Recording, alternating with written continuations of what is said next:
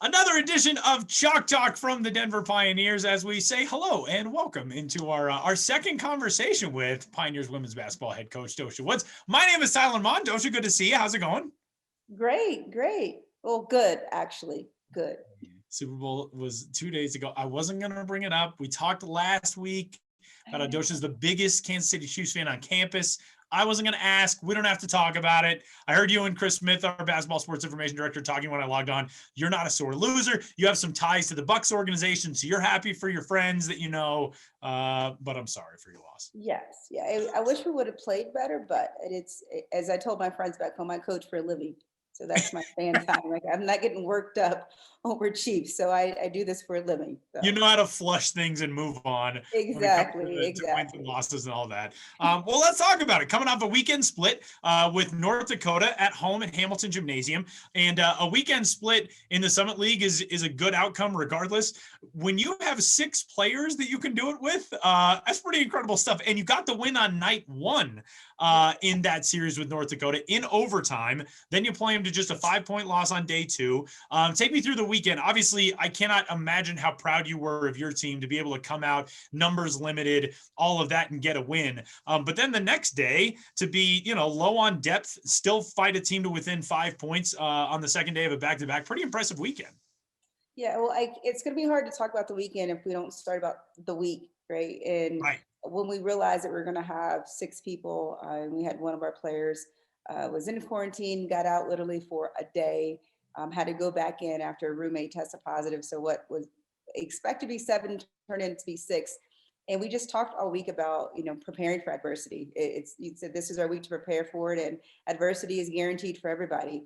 And it's really just going to be how we want to kind of face it and tackle it. And I told the team that I've never been one to run from adversity, and I'm not going to coach the program that way. And I think once we shifted our mindset, it was more daunting for some. Is just the idea of it. And I think looking at the positives are the ones who did play had been playing for us, honestly, and most of them averaged about 30 minutes in conference. And so when we broke the math down and kind of made it a little simpler for them, I think their mind shifted. So to be able to get the win, as you mentioned, the split, especially in the first night, and when it went into overtime, I could just kind of see it in their faces. And I told them it was our first overtime of the year, and this is where we shine. This is where we shine, and this is where we grind. And we talk about 52-80 all the time, and you can kind of just see. I'm learning a lot about, you can trick them into thinking so many things if you present it the right way. And that's how I felt. We knew going into the weekend, rebounding was going to be an issue for us. And you talk about the second game, and then in the two games, I think we gave up about 45 offensive rebounds. Honestly, we've only done two rebounding drills all year. Today was the second time. Today was the second time. So I was like, we have to be able to figure out how we're at least going to steal some possessions back. But I really was just proud of the way that we just kind of responded and the resilience that we showed. And it really just to kind of see them talk. We talk all the time about basketball sports is really just to kind of prepare you for these life lessons. And I think I had a few of them text me, thank you for pushing me. I didn't think I was going to be able to do it. I didn't think I could do it back-to-back games. And I think sometimes as coaches, it's our job to kind of to teach them that there is other ways to do things, and then you kind of give them the path to go through this adversity wall. And once we did that, it was a win in my books, just about the way for them to kind of start believing in themselves that there's more in them than what they think. Joshua, from a standpoint of one of the things I like about these Chalk Talk segments is we get to talk about some things that are kind of more inside the game. And when you've got six players, you can't even really call it a rotation because you only have one person sitting on the bench with you. How did you manage making sure that your players weren't completely burned out, completely winded when you don't really have a lot to go to on the bench? How did you game plan for that in terms of what the rotation was going to be, only having one set of fresh legs, or I guess sort of fresh legs on the bench at all times? Well, we practiced for about an hour because we just didn't have enough bodies to do what we wanted. And I told them, I'm saving your legs now for the game. So you can have it then. And as I mentioned, the ones who played had been playing a lot of minutes for us. And really just told them that we couldn't get a foul in the first 5 minutes. And we just broke the game down. It's a 40-minute game, but we talked about it in 5-minute segments. Every 5 minutes, you get a break. Every 5 minutes, there is immediate timeout, and then a quarter ends after the next 5 minutes. And I think that really helped them. I said, guys, let's make this into, it's 24 hours in a day. The game's 40 minutes. We play in 5-minute segments. And Juice was actually the one. She raises her hand. Can you just use all your timeouts, please? Because I have a thing about hoarding timeouts. Like, I don't know where I'm taking them. I don't even know where they're going to go. But I just like refuse. I think it's the end of the game in women's basketball. You can advance it under a minute. So I Right. want to have that option there to advance the ball. So I promised her I'd use the timeouts. And then when I try to go use the timeouts, she's like, oh, no, we're good. I'm like, so nobody needs a timeout now. So which one is it? So I think it was really just more honestly focusing on the 5-minute segments. And our sixth was Charlotte, who hadn't played a lot of minutes for us at all. And she came in and, earned the nickname BB. We started calling Beast on the boards. That first game, she was phenomenal on the boards and probably was one of the few that actually did box out and just showed a little grit. So it was nice to kind of see her get these unexpected minutes and make the most of it. But really just shortening the game, talking about the 5-minute segments, I think helped mentally with our team kind of prepare for the 2 days. Your team right now at 3-5 in conference play, you're positioned very well for this stretch run. And you go to Western Illinois this weekend, then at Kansas City, and then home against Omaha. Western Illinois is a tough program from year to year. They're always a tough program, a program you're very familiar with. As an alumna of Western, this weekend coming up, what does this mean to you to go back to Macomb, go to a place that you're so, at home in, but now be on the other side and doing it, trying to beat the Leathernecks? Well, first, let me make this clear. I definitely want to beat the Leathernecks. That is, I am competitive and I'm not wearing that jersey. I will have Denver across my chest. So let's make that very clear. But I know people always joke it's the worst trip in conference. I understand that. I loved my time there and it's going to be fun to be back. It's going to be awkward to be on the opposite side. I was definitely one of those players that like to get to the gym early and leave late. So I spent a lot of time in Western Hall. It's funny because how they played now was so opposite from how we played when I played there. And actually, the refs that we had this last weekend, he was one of the refs who ref me when I played. And so he's so excited. He's coming over. He's like, I remember doing your game. And I told the crew, this is Doshia Woods. She played at Western. Her team's going to play defense. And I was like, yeah, Randy, not yet. We're not there yet. We are not there. But that was kind of the personality of our team when we played. We kept everybody in the 50s. And if you didn't, you basically had the difference in sprints the next day. And so now how they play is how we like to play at DU now. And so our teams are, I told the team prepping for them this weekend is like prepping to play ourselves. We both like to shoot a lot of threes. It's going to be a high possession game. It's going to be quick. We have maybe one post player each. So it's strange to see now how we play and looking at the stats side by side. It's literally, if we are, I think we're like ninth in efficiency in terms of 3 points taken a game. They're like 10th. It's literally that close to how similar we play. So it's really going to come down to whose threes falling and whose isn't. And maybe who has a little interest in defense, because neither team has any interest in defense right now. But I'm excited to go back. I loved Macomb with so much of just who I grew to be as a person and as a coach. And so it'll be fun to be back, but it's going to be even more fun to get 2 wins, as I had to text 2 of my teammates that as well. There's a thing about Western where, and like you said, they kind of get knocked. Macomb's the worst trip in the conference or whatever. I sort of love the Western trip every year, and obviously we won't get a chance to go there this year on the media and the sports information side. But Western Hall is this cool old building, old signage. The way the track goes around the floor, that's kind of like an equipment room, and also PE the weight 100, we'd always say is PE 100. Everything could be going. And a quick story, the football offices, I don't know how they are now, but they're at the bottom. And so defense is so big for my coach. So if the ball was free throw line or below, you didn't pressure the ball. She had a foghorn and she would just blow it. And so it's like, y'all get our hands up, we got pressure ball. So the football coaches will come out, like the football players always just make fun of us on campus. And that would like be the thing, like pressure the ball. So when I know I'm going to hear the foghorn when I get back in there, like pressure the ball, but that's how much she emphasized defense is just crazy. But everybody, somebody might be on the track or somebody might be back somewhere else and we're like PE 100 because everyone's just going to be in the gym. But she had her foghorn and didn't care. And what I love about it is I think the athletes who are recruited to go play at Western, and you may have been this way when you played, I think there's an extra edge to kids who play at Western because in large part, I think a lot of them feel like they were forgotten by some of the other schools, maybe in Illinois, or they weren't recruited by certain places that, didn't get to see them in high school or weren't aware of where they grew up or whatever it is. For that, Western gets some really talented players and they play hard. Was it kind of that way when you were there too?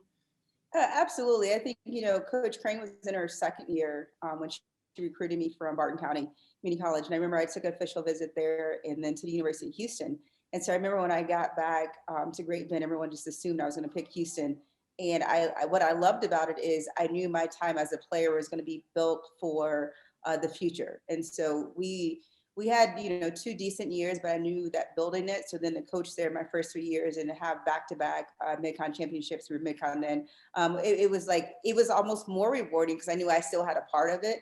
Right. But we definitely all had some type of chip, and we all, as we would joke, we're missing something. We're too short, we're too this, we're too slow, and I think any place, whether you're at DU or Macomb, it is what you make of it, and it's definitely about the people. It's like our players were teasing me all week, like, you really liked it there? I'm like, I love the people. Like, you don't realize everything else that's going on behind you. Now, Yeah. working there, I realized that the town is set up for the college and for the Yeah. students. Working there, I was like, oh, wait, I can't do this now. I can't go there now. So yeah, that was an When you're on adjustment. staff and not when you're the ones in Right? classes. It's like, okay, Makes this sense. is awkward. This is awkward. So, Well, let's talk about a couple other things about this time of year. DU is in such a unique circumstance for athletes and for student athletes because it's a quarter system at DU. It's not the traditional, you go home at, December, whatever, and you're on semester break, and then you come back and start second semester. At DU, for those who are watching this, obviously our basketball supporters and partners, and probably very familiar with that, a lot of alumni among them, but it's very different for a coaching staff because you guys will generally see a break start Thanksgiving week, and you have your team for like 6 weeks with nothing else other than basketball through New Year's, and then you get back into school. Having them back in classes now and all that, especially in this year with a pandemic and everything else that's going on, what's it been like getting them into this winter quarter and kind of getting the roll on toward the end of conference play while you're also getting back into the academic groove? it definitely has its challenges. I think any basketball program will tell you love the Christmas break, right? Because it's just nothing but basketball, there's no school. But the downside of that is when it's time for the classes to start back up, trying to regroup. And I think, Denver being very academic, similar to Tulane where I was before, that you have a bunch of type A, really want to do well in the classes. And as much as we don't want things to kind of cross over, especially for females, how they do it in classrooms is very important. We had a team GPA of a 3.5 the first term. So it is something that, and I think 2 of those were 4.0s. So it's something that they really invest a lot in and put a lot of their energy into. I think from a coaching standpoint, I'm not one that likes to practice long, but we've set up stations in the gym, honestly, for Zooms and classes that we usually will go at 8:15 to about 10:15. Some have class at 9, so they literally will jump on a Zoom, jump back in a drill. So I give our players a lot of credit for their resilience and just the positive is because we are in the COVID, we are able to do that where they're not actually walking to class. They can at least see some part of practice. But I think it's really our job to kind of establish that they can have a balance and not to overwhelm them too much. You kind of have this relaxing nature when you're over Christmas break and then classes start and just kind of comes at you fast. But we try to ease them into it as well with our practice schedule. I personally kind of like the back-to-back schedule because it's given us a chance to, literally prepare for one team all week and then balance out practice so they're not as stressed when it comes to practice either. So because of the quarter system, I think it's a little challenging. Basketball is one of the few sports that goes all, literally all 3 terms.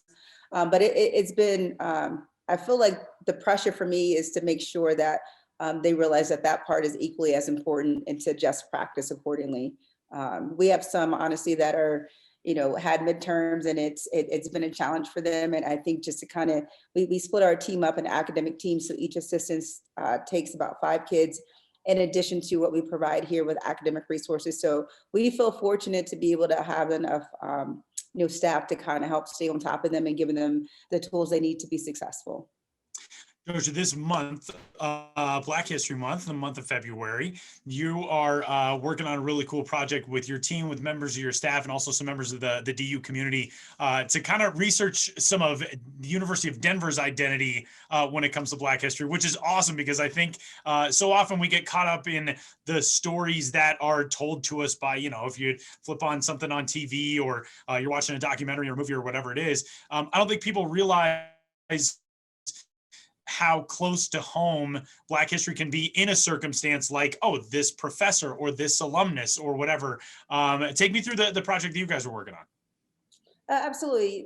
The team initially it started out, the team was going to be required to research a Black alum. And because of just our COVID issues and the midterms coming up, I said, hey, we'll just do it as a staff. And so I started to just really Google what DU had to offer. And as you mentioned, I think too many times you hear the same stories, and it's just nice to kind of hear about something that you're directly connected to and affiliated with.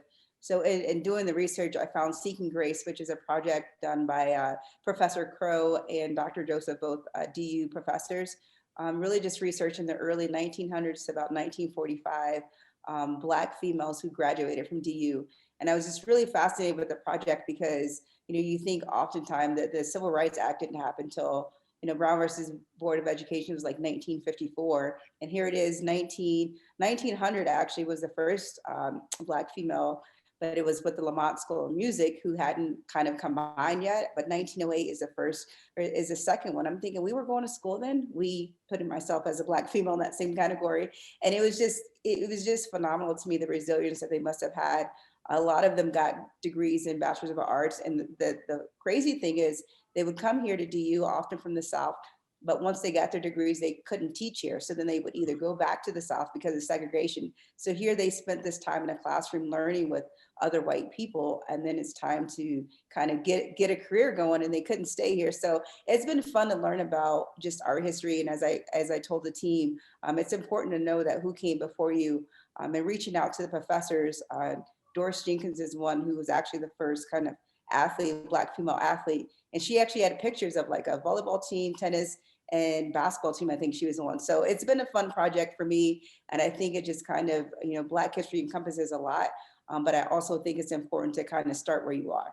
That's awesome. And especially in this moment of, continuing to push toward, racial equity and in the social justice movement that we saw last year that continues to evolve in the space in 2021, which is so different with us not being able to all get together, not being able to connect in the ways we're all used to. And it's neat to see you guys as staff really being able to enlighten your athletes on some of that stuff as well. And you get a chance to go back to a place that is very much somewhat home for you. And we'll wrap up on this week. What do you want to see your team, obviously health-wise, getting a little bit stronger toward these middle portions of Summit League play? The biggest points of growth from North Dakota now going on the road to Western, having some more depth will be nice. What else do you want to see from your team this week? Rebounding. I mean, can we not give up like 45 offensive rebounds in 2 days? That would be nice to have bodies in, to our players who played last week, and they were great. And I know sometimes they didn't have energy, but we're watching film. I'm like, y'all, the game just started. It was 2 minutes into the game. You didn't even make an effort to try to box out. So that's something that we really have tried to emphasize this week. As I mentioned, both teams play very similar to each other, but really if we can kind of just limit some of those offensive rebounds, I think we've done a much better job of taking care of the ball. I think it's maybe our fourth game in a row having more assists and turnovers, and that's something that we've been focusing on. So to continue to build on that, and really just be able to, it's going to be a fast-paced game, but I think the rebounding is something that we really want to try to focus on and clean up, and having the extra bodies. Actually having post players back, we played last weekend and Juice is our only post player really. So you have Claire Grit trying to play the 5 for us if Juice is on the bench. So it was a lot. So it's going to be nice to actually having some size back. Well, it'll be fun seeing a full complemented roster going back to a place that's so near and dear to your heart. And enjoy the trip. And obviously, I would imagine not going to be able to just like go hit up all the old haunts since we're in the middle of a pandemic. But it'll still be cool to go back to Macomb for you, I would imagine. And best of luck this weekend. And we'll see you back here in a couple of weeks. All right. Thank you so much. Wrapping up this week's episode of Chalk Talk, she's head coach Doshia Woods. I am Tyler Mon. Big thanks to our women's basketball and men's basketball supporters and those who have supported the 5280 COVID Together Relief Fund. And we'll talk to you coming up next week.